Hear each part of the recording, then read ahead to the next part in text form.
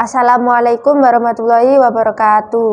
Waalaikumsalam warahmatullahi wabarakatuh. Perkenalkan, nama saya Ili Rosanti dari SMKN 2 Turen, jurusan Teknik Komputer dan Jaringan.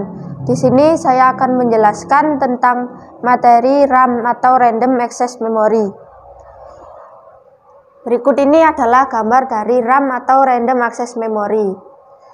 RAM merupakan singkatan dari Random Access Memory yang pertama kali diciptakan oleh seorang penemu berasal dari Amerika Serikat bernama Robert Hadnot. Ia lahir pada tanggal 5 September 1932. Kemudian hasil dari penemuannya tersebut diproduksi secara besar-besaran oleh pabrik komputer yang berlabelkan Intel pada tahun 1968. Random Access Memory adalah suatu memori tempat penyimpanan data sementara pada PC atau laptop yang dapat diakses secara acak. Sedangkan fungsi RAM itu sendiri yaitu untuk mempercepat pemrosesan data pada komputer atau laptop. Semakin besar ukuran RAM, semakin cepat pula komputer tersebut. RAM bisa mempercepat kinerja dari komputer atau laptop, sebab RAM menyediakan ruang penyimpanan sementara untuk komputer atau laptop dalam menyimpan data-data yang mudah diambil sehingga dapat mempercepat loading data serta program yang dijalankan. Berikut ini adalah macam-macam jenis RAM. Yang pertama yaitu DRAM atau Dynamic RAM. Adalah jenis RAM yang harus sering di-refresh oleh CPU agar data yang terkandung di dalamnya tidak hilang. Berikut ini adalah gambar dari DRAM atau Dynamic RAM. Kelebihan dari Dynamic RAM ini adalah harganya lebih murah dibandingkan dengan yang lain karena mengkonsumsi sedikit tenaga listrik. Sedangkan kekurangannya yaitu untuk mempertahankan informasi yang disimpannya secara periodik. Selanjutnya yaitu SDRAM atau Synchronous Dynamic RAM. Jenis RAM ini yang paling umum digunakan pada PC masa sekarang. RAM ini disinkronisasikan oleh clock sistem dan memiliki kecepatan lebih tinggi daripada DRAM, serta digunakan terutama dalam cache.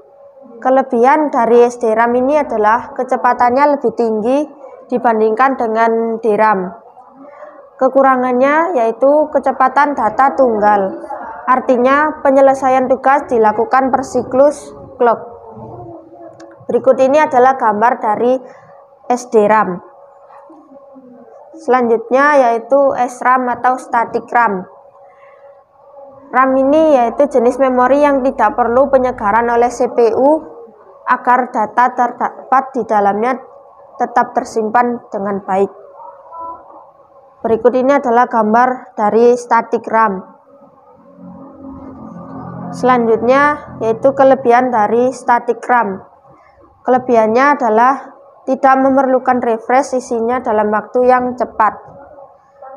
Sedangkan kekurangannya yaitu harganya mahal dan mengkonsumsi tenaga listrik yang lebih besar.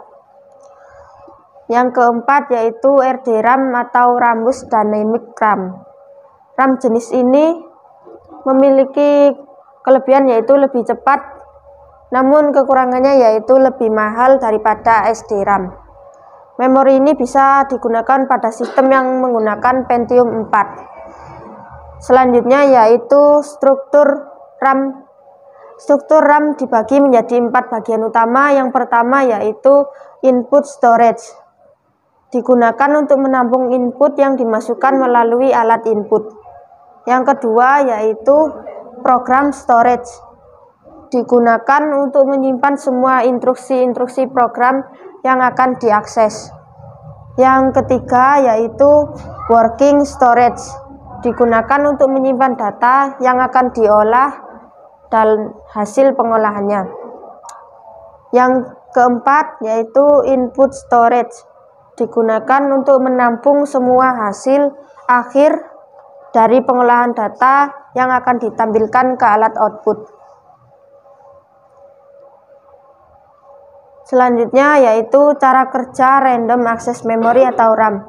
Saat ini pengguna yang ingin menjalankan sebuah program aplikasi data atau file yang dibutuhkan untuk menjalankan program tersebut akan diambil dari media penyimpanan sekunder atau hard disk.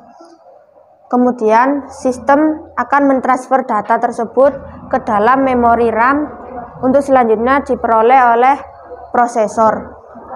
Setelah pemrosesan selesai, prosesor akan menampilkan hasilnya ke perangkat output atau mengembalikannya kembali ke dalam perangkat penyimpanan. Jika jumlah data yang akan ditampung sudah melebihi kapasitas memori RAM, sistem operasi akan menjalankan prosedur swap atau pemindahan sementara. Data tersebut akan dipindah untuk sementara ke sebuah ruang dalam penyimpanan sekunder yang biasa disebut dengan swap atau virtual memory.